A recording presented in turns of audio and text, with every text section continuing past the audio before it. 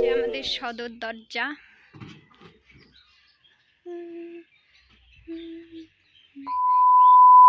Everyone, কেমন আছো তোমরা সবাই? আমি তোমাদের অর্চনা। আশা করছি তোমরা সবাই খুব ভালো আছো, আর আমিও তোমাদের এত এত ভালোবাসায় খুব ভালো আছি। ভিডিও দেব ভাবছি, কিন্তু সেটা আর হয়ে উঠছে না। তার কারণ আমি এতটাই ব্যস্ত থাকতেছি যে তোমাদের সাথে সেরমভাবে কোনো কিছুই শেয়ার করা হয় না।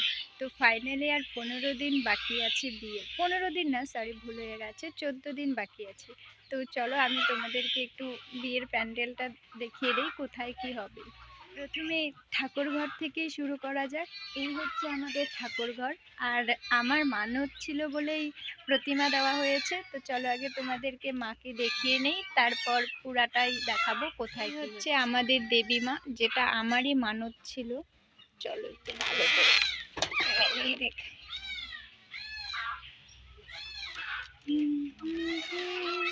এটা হচ্ছে আমাদের মা মনসা মায়ের মন্দির। দরজাই উঠছে না। যাই হোক, দরজাটা এতটাই টাইট হয়ে গেছে যে উঠছে না। তো এই হচ্ছে পুরা, দেখো গাইস, দরজা লাগাইতে গিয়ে এখানে এতটাই বাড়ি খাইলাম। কি হইল, স্নান করা হয় নাই তো সেই জন্য একটু হাতের মধ্যে বাড়ি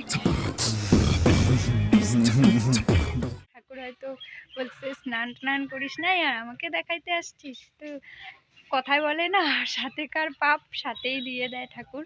তো তোমাদের সাথে তো এত কিছু বললাম, চলো এবার একটু দেখা যাক বাড়ি ঘরটা কোথায় কি হচ্ছে। ঘর থেকেই শুরু করি। ওটা হচ্ছে রান্নাঘর। আমার মা কত সুন্দর করে চাটিটাকে মুছে দিয়েছে, কারণ এখানে একটা বড় করে ফুল আঁকবে।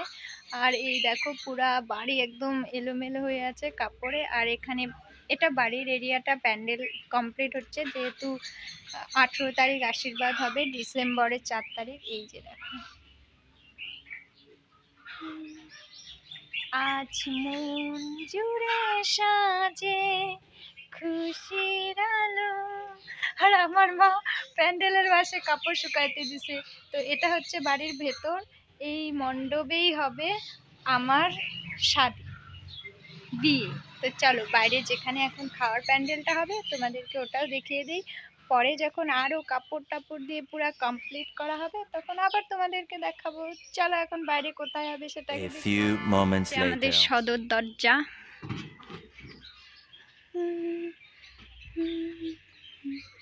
এটা হচ্ছে আমাদের বাড়ির সামনের এরিয়াটা, আর এইখানে হচ্ছে এটা আমাদের ধানের পুঞ্জি, আর এইদিকে হচ্ছে আমাদের দোকানটা আছে, যেটা এই বেড়াটার জন্য দেখা যাচ্ছে না। মানে এই পুরো ফাঁকা জায়গাটাতে খাওয়ার প্যান্ডেল হবে এই পুরো এরিয়াটায়। ভাবছি যে তোমাদেরকে আমি এই বিষয়ে সবকিছু শেয়ার করব, কিন্তু সেটা সময়ের অভাবে হয়ে উঠছে না। তো যতটুকু সামর্থ্য হয়েছে আমি ততটুকুই দিয়েছি।